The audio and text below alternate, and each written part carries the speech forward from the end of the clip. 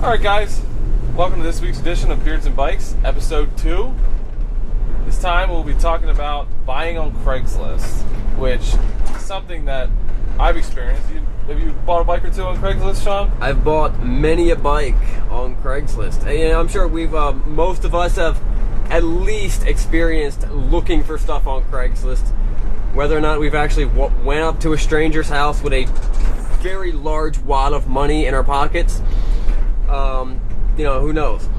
I've actually about 4 years ago, when I was wholesaling motorcycles, I was buying them off of Craigslist. So I probably bought around 250 motorcycles from Craigslist, and I experienced everything.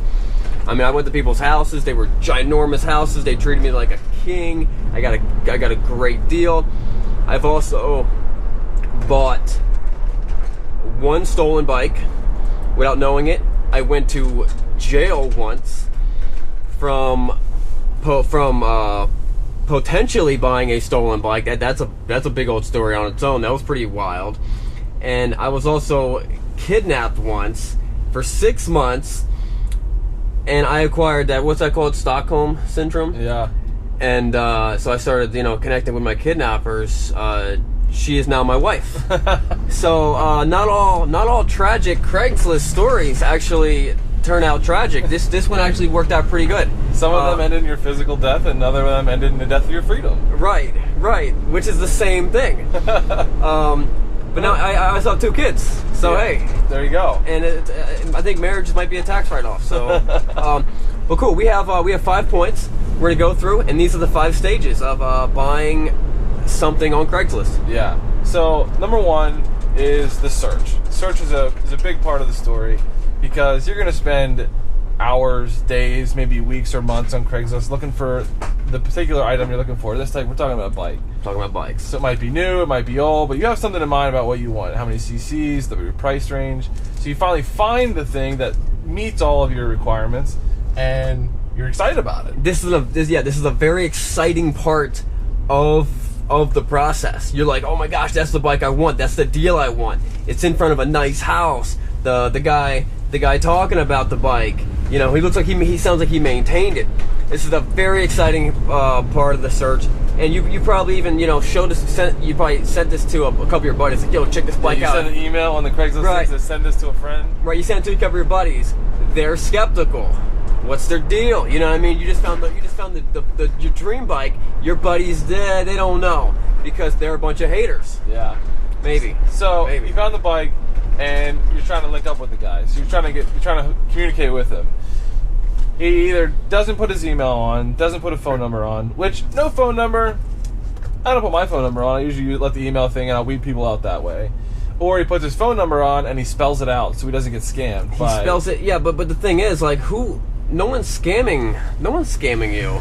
No, like, there's not a computer system that's out there built to take phone numbers off of your Craigslist ad to scam you. You know what I mean? There's these people that write their number phonetically. It's a fad. They do it because they saw someone else doing it, and they don't know what they're doing, and they don't know how to logically think with their brains. Yeah. So that's step 1. Yeah. Excitement with a little bit of trepidation, maybe a little bit of concern. Right. That's step 1. What's step 2? As you're moving into the communication phase, you get the guy's phone number or email. Maybe it is written there, maybe it's not. However it works out, you finally get in touch with him, or you're trying to get in touch with him, and maybe he doesn't email you back or call you back or text you back. Just nothing. And assuming that you didn't offer him half of whatever the price was he was asking for it, right? You wonder why. Like, are you trying to sell this thing, or maybe your wife or girlfriend forced you to put your bike on Craigslist and you don't really want to sell it, so you're just gonna not answer any of the emails, but say, hey honey, there it is, it's on Craigslist. But so as you move through that communication stage, you finally communicate with him, and you're gonna meet. And a lot of times with vehicles, you end up at someone's house. Right. And you've supposedly seen pictures of where the bike is. Maybe it's in a storage unit, maybe it's not at their house, but 9 times out of 10 it's in their garage. Right.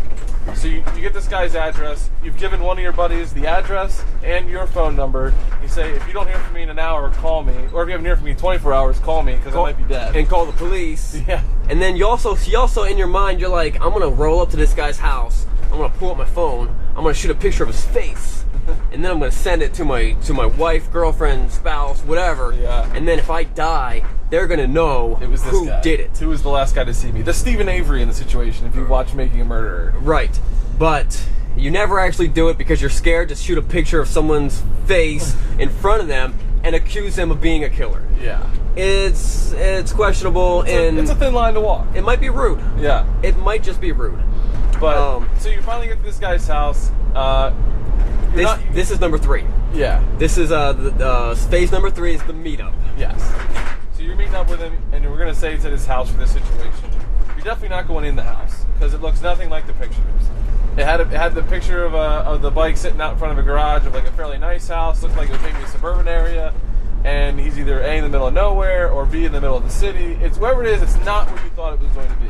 This phase is also called the Catfish Phase. Yes. This is where that pretty girl, young girl you were talking to, ends up being a big, hairy ends up man. being her uncle. Yeah. Don't buy a bike from my niece. I will find you. Right. And so in terms of motorcycles, this is where that pristine-looking one-owner bike ends up being a Katrina hurricane refugee. Yeah, it got flooded. And it's just, you turn it up. It's been sitting for 3 years. Water comes out of the exhaust pipe. How did that even happen? Or even if that's not the case, it wasn't water in the motor.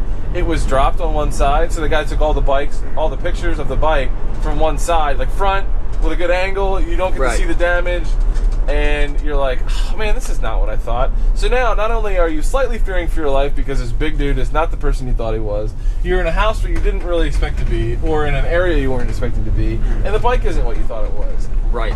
So it just leads to disappointment. I mean, that's number 4. We kind of rolled into it without announcing. Number 4 is like fear and disappointment at the same time. And this is also when he opens up the garage door to show you the motorcycle or whatever it is. Yeah. And he has a Dexter kill room set up inside the garage. I'm talking the plastic and everything. That's when your heart starts racing. But you're still like, it was such a good deal. Yeah, I don't know. I don't know if I can turn this down. It's $2,000 cheaper than anybody else. It's worth the risk. I got to look at it. But at that point, really, you're rolling in number 5, and number 5 is going to be fight or flight. Yes. And you're either deciding I'm going to fight through my fear of this whole thing and just deal with it and be like, I'm going to wait it out. Hopefully this guy doesn't kill me. Hopefully the bike's what I thought it was going to be. Right. Or you don't even go into the garage. You stage a phone call. My phone was on silent, but I felt it ringing in my pocket, so I answered it. Oh, it's my mom. It's my mom. I haven't talked to her in 3 weeks. Something happened. I got to go home. I got to get this. I appreciate it. I'll call you. I'll let you know what's going on, man. And that's the end of it. And that's the end of not buying something on Craigslist because you liked your life that much. Right. So this is also, if this is also where you're probably going to die anyway. You know what I mean? This is where they're going to kill you. If you're going to die, it's going to happen at this phase. Yep. Maybe he doesn't let you leave. He's like, no, you got to come in. And you're like, and people get pressured into it. It's like buying a car from a used car salesman. They just say yes. And that's, but that's when you see, that's when he kind of pulls his shirt back, and you see that he's carrying, he's got a piece. Yeah. You know what I mean? And that's when you start noticing all these like antlers, and this guy's like a huntsman. You're connecting the dots. Yeah, you're connecting the dots. This guy's a killer. I'm not saying that hunters are killers. No, well, they kill deer. That's cool. They're not killing people. I'm not saying that. Don't accuse me of that. All right, don't dig yourself into any more holes. Right. I'm done. I'm gonna cut you there. I'm done. But all right. So those are pretty much the 5 stages of buying something off of Craigslist. We're not saying that there's no good deals on Craigslist. Nope, there's success to be had. We're also not saying that no Nigerian princes are buying your vehicle, are trying to buy your 1993 Saab 9000 via money order. That actually maybe happened. Yeah, they'll send a little bit extra, so you actually make some extra money on the deal. It's not fake. It's not fake it could be a good deal. But we're just saying, be cautious. Know the steps. Know what you're getting into. Use good judgment. Use good judgment. All right, guys. We are. That's it for us, and we'll see you guys next week. Decide to dress on YouTube. Yes. Subscribe.